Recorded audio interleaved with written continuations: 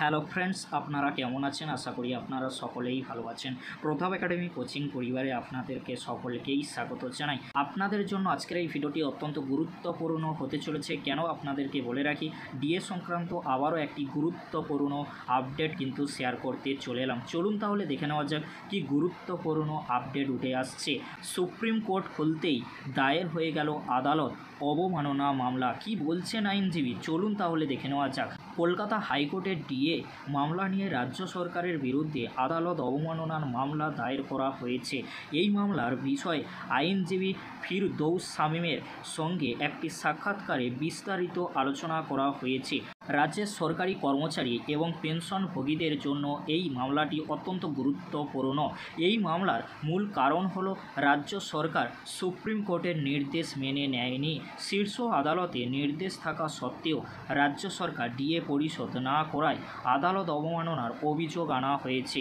আইনজীবী ফিরদৌস শামীম জানিয়েছেন যে প্রথমে রাজ্যের মুখ্য সচিব এবং অর্থ সচিবকে আদালত অবমাননার নোটিশ দেওয়া হয়েছিল, কিন্তু তার কোনো সদুত্তর না মেলায় অবশেষে মামলা দায়ের করা হয়।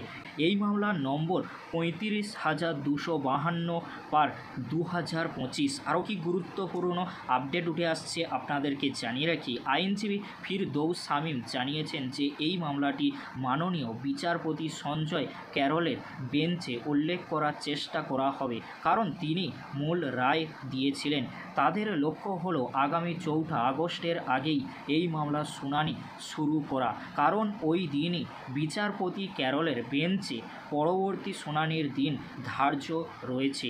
রাজ্য সরকার একটি মডিফিকেশন অ্যাপ্লিকেশন দাখিল করেছে, যেখানে তারা তাদের অবস্থান পরিবর্তনের আবেদন জানিয়েছে।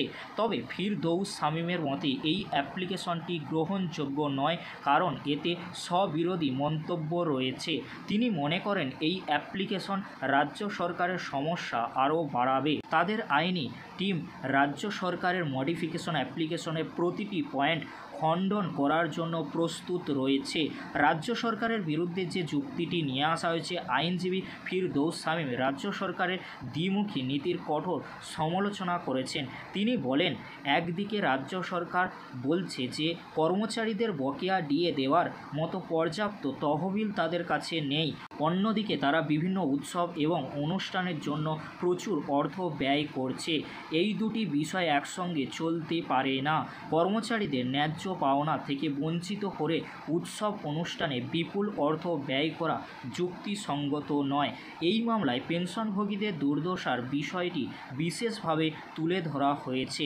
পশ্চিমবঙ্গে পেনশনভোগীরা প্রকৃতই কম পেনশন পান, তার ওপর নিত্য প্রয়োজনীয় জিনিসপত্র এবং ওষুধের দাম ক্রমশ বেড়েই চলছে। এই পরিস্থিতিতে ডিয়ারনেস রিলিফ না পাওয়ায় তাদের জীবন ধারণ করা অত্যন্ত কঠিন হয়ে পড়েছে। ডিএ বা ডিআর না পাওয়ায় রাজ্যের বর্তমান কর্মচারী এবং পেনশনভোগী উভয়ই মারাত্মকভাবে ক্ষতিগ্রস্ত হচ্ছেন। এই মামলাটি রাজ্যের লক্ষ লক্ষ সরকারি কর্মচারী এবং পেনশনভোগীর জন্য অত্যন্ত গুরুত্বপূর্ণ। তারা তাকিয়ে আছেন আদালতের দিকে একটি ন্যায্য সমাধানের আশায়। এই ছিল ডিএ সংক্রান্ত একটি গুরুত্বপূর্ণ আপডেট। যদি ভিডিওটি হেল্পফুল হয়ে থাকে অবশ্যই ফ্রেন্ডদের কাছে বেশি বেশি করে আপনারা শেয়ার করে দেবেন। আজকের এতটুকু, পরবর্তীতে দেখা হচ্ছে নেক্সট ভিডিওতে। ভিডিওটি দেখার জন্য আপনাদেরকে অসংখ্য ধন্যবাদ।